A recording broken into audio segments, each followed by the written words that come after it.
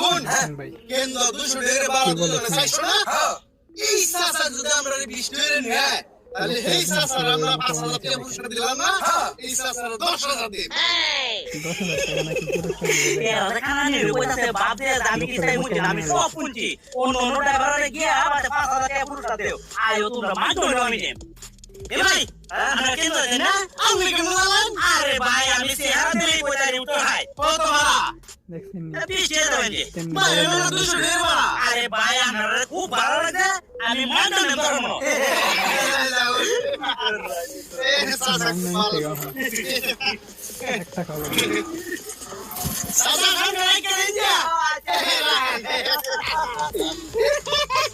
চাচা জানে তো 40 টাকা ভাড়া